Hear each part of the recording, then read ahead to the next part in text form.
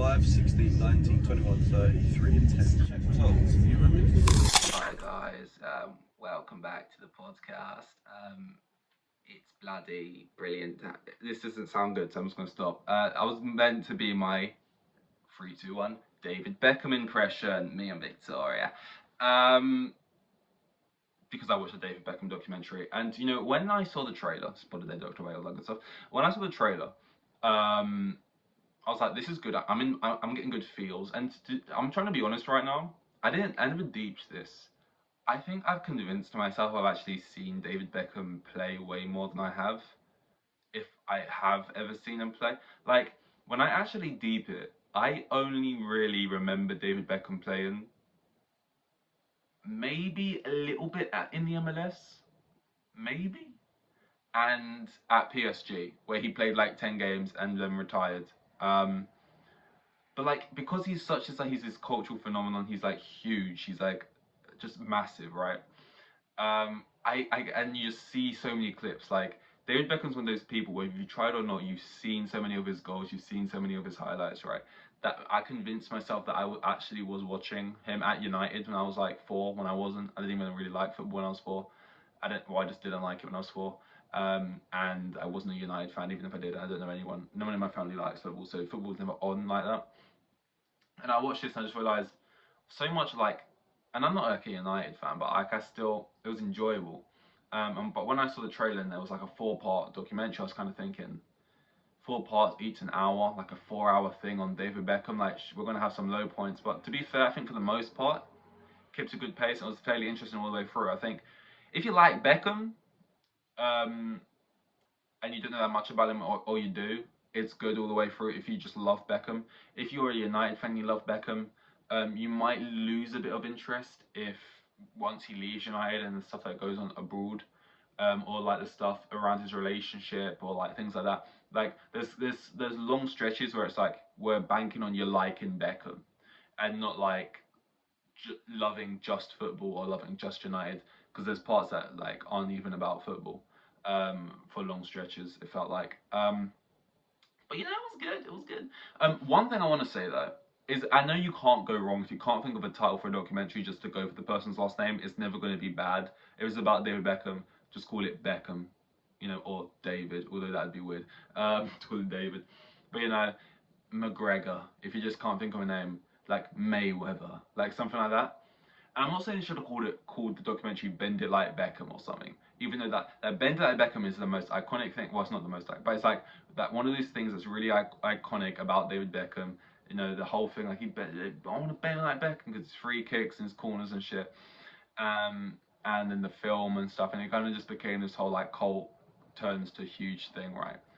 But a little nods to like his iconic free kicks, corners, and that. Like me, get me in the boardroom, guys. I want to pitch my name forward. I think we call it like Beckham because it's a little nod to like the Bend It Like Beckham. We call it like Beckham. It's kind of like an interesting like title, like Beckham. Does that even really make sense as like a phrase in its own? Like Beckham, because it's like a little nod to like Bend It Like Beckham, like what he's known for on a pitch.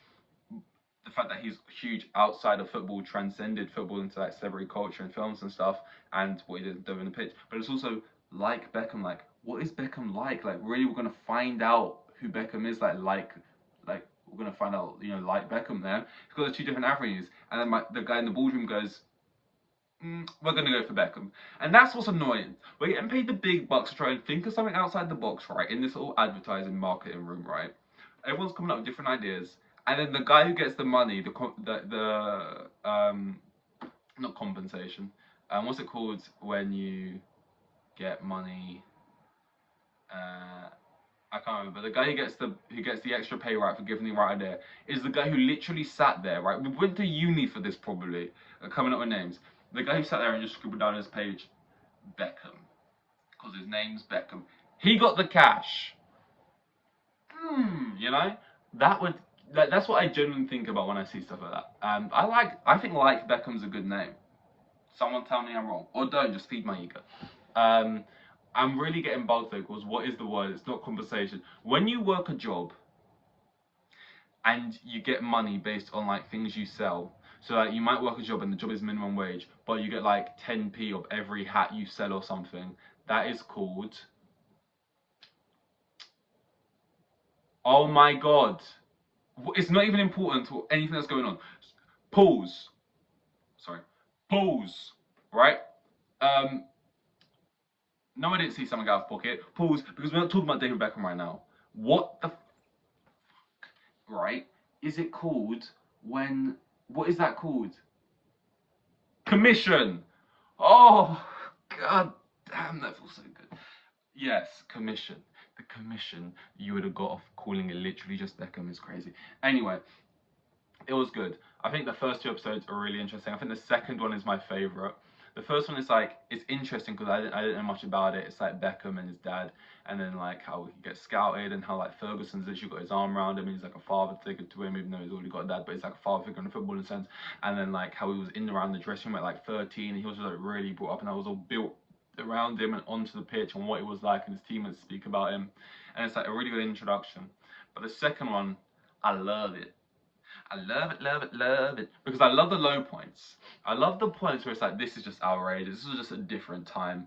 And it's like, when he goes to the World Cup, and it's like, it's about Glenn Hoddle, and Beckham's whole family just hate Glenn Hoddle.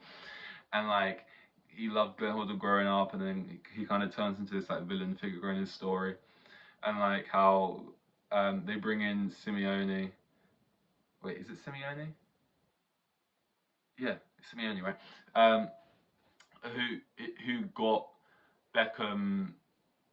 So I think he provokes Beckham and then Beckham gets himself sent off. But when looking at it back, it's not even that like getting sent off for that feels a bit harsh. But anyway, he gets himself sent off because he gets provoked. He like lets his nation down. He does not get defended at all. Like this is one thing I'll give Southgate credit for. I think he would do a better job at defending his player in that scenario than Hoddle did, right? And then from then on, like just like all of like the footage they have of like people just hating Beckham, like people hanging like dolls like around their necks outside the pub and stuff with a Beckham shirt on, like sending bullets to the clubs and that. And obviously most of these are just threats, but still, it's just like big.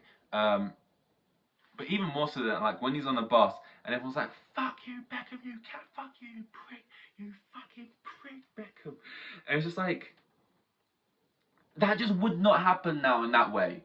Like the way every England fan is booing him at the game, like he's on that bus, he's just looking out the window, and it's just like all this hate, and people just hate Beckham. It's like I can't think of an example like getting a red card, but like the today example, right, would be the players who missed a penalty, I guess, in the final, which is a lot bigger, right? That's directly correlating to a trophy against Italy. Saka, Rashford, Sancho, right? And like they received a lot of like racist abuse online, and there was probably a lot of anger on the day of people smashing up London, probably, right? Football, it's just football. No, that's not me. I'm just saying. Um, that is what people do that shit, right? And on the day, but then almost immediately, like the day after, it was people condemning it and like saying this ain't right. I know it's kind of different because it's racial abuse and this is just abuse, but like it was like within like a day, like within like a week maybe, it was people already going because like obviously his mural got like defaced, but like that was probably done by like a few guys, like a couple guys, like one guy, and then immediately after it's people like putting like cards and letters and like stickers and stuff over the mural that was defaced or whatever. So like it kind of like was like a lot of you know hatred quickly flipped to like extra love on these players and extra whatever's on these players, and it was defended by the manager and this type of stuff, right, for missing the penalties.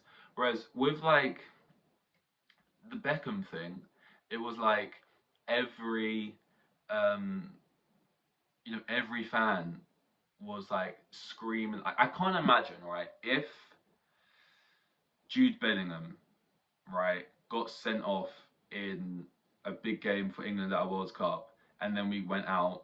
I just can't imagine. And he would get like abuse and stuff, but people would self-police. They wouldn't just have that every single fan like "fuck you, Bellingham," this and that, because like we just wouldn't. And maybe it's because he felt like he was more important to England at that time to like what Bellingham or Foden would to this England now. I think I'm trying to think like who the players were walking out. It was like Ince and like Southgate and who else was there? I can't really remember, but maybe it's like a better group of squad, maybe, or maybe just the times different. But like when I saw Southgate walking out there, it just reminded me, Southgate saying in that interview, right? I've never seen anything like it. I can genuinely say I've never seen a player get treated in the most disgusting, vile way that Maguire has been. Because he got booed by Scotland fans. And because people clip up moments where he gets nutmegged on the pitch and laugh at it online. No one talks about him when he's like, it is crazy that you literally was in the same squad walking out with Beckham, right? And you saw like the body hang from the thing, and this is getting sent there, and this and that, and like he's getting treated like this, and it's literally every England fan every time he touches the ball, right outside of the pitch, throwing shit at his car, like this and that, right? But because people like think Maguire's not a top six quality centre back, that is more abuse than you see. Literally, your teammate David Beckham, and it's like there's so many examples, even in Southgate's own squad, right? The way even Saka and Rashford and Sancho were treated after that Euro is worse than Maguire's been treated as a collective. Like, and I get it. It's like he gets made fun of a lot. And people call him slabhead, but like it's just insane. After watching the documentary as well, after his comments from Southgate, where he's like, never seen anything worse than this. Like, I didn't even know Beckham was hated that much. This is what I mean. Like, I just don't watch much of Beckham's career, you know.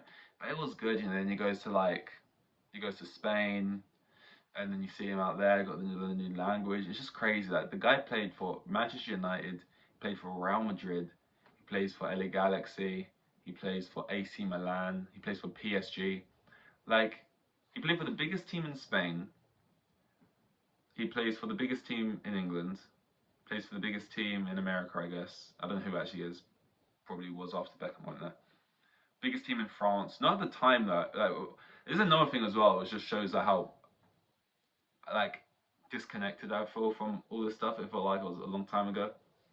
When he joins PSG, it was like he joins as a little added boost to win the title, which they hadn't won in like 18 years or something. So, you know, PSG won what they were now. This is still on their comp. This was like Leon were winning it every year and shit. So like that's just crazy. But like, and he also had so many fairy tale moments.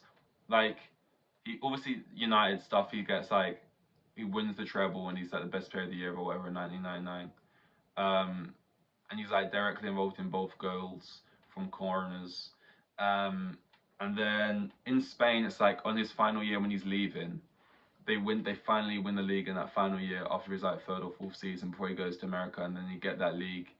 That little fairy tale moment. Going to LA, you know, there's less of like a fairy tale moment there in that one. Also with AC Milan, but then PSG, like your final game, you already won the league, you come off. Um, it's like he had so many like moments like that where it's like it just worked out like the perfect way for a film or something. And he had like three film moments like throughout his career at different clubs. Um, but it's just cool. Like the PSG Beckham is like the only Beckham I remember. Like I remember that so vividly, like him walking off the pitch crying and stuff.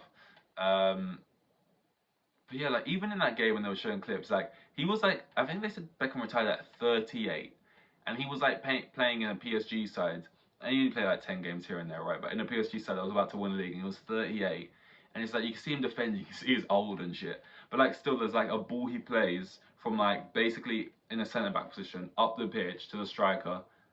The striker doesn't score it, tries to knock it around the keeper, but doesn't, right? But it's like he still just always had that in his locker. And his legs probably went, and his back was probably aching and shit, and his knees. But like he could still play them passes. Um, and I didn't realize that as well because Hazard retired like today, 32, and Beckham retired at 38, and retired at PSG. You know what I mean? Like he very nearly could have retired from LA Galaxy. That feels a lot more like human level, right? But retiring at PSG, you know, a few years earlier you're playing at AC Milan. You're at LA Galaxy, and you managed to win two cups there, two leagues there, whatever. Because he won a trophy at every club he played for, I guess, apart from AC Milan, where he was there on loan. And he's played with like Figo and like Ronaldo. Like the guy's played with Ronaldo. Played with. I don't think he played with CR7 Ronaldo, but played with like Ronaldinho. and like it's just ridiculous. Like the amount of people he's played with. Um, and his kids look so. I don't think I. I can't. I don't think I can think of another celebrity athlete, right, or just celebrity whose kids look so much like him. Like, okay, his daughter doesn't look much like him because she's a girl. Um, she probably looks as much like him as she can, right? But like three sons, Romeo, Brooklyn, Cruz, and they are like they all look exactly like him. It's crazy, like wild. Like the older one, Brooklyn, yeah, Brooklyn kind of looks like him when he's at PSG. Cruz kind of looks like him when he's at United, and um, Romeo kind of just looks like him through like all eras, kind of. Which is weird. Like very strong genetics, just all look identical. Well, not identical, that'd be insane, but very very close to. But yeah, I somehow spent the whole time talking about Beckham documentary. I was just like, I don't watch many documentaries. I'm not a United fan. I like football. I like Beckham. I was just like, crazy, crazy. I liked it, so I wanted to speak about it. But yeah, I got a couple other things here, the kind of nothing things, so we'll just leave it at that. I think this is 255 of Holiday, Dr. Wade, all that good stuff.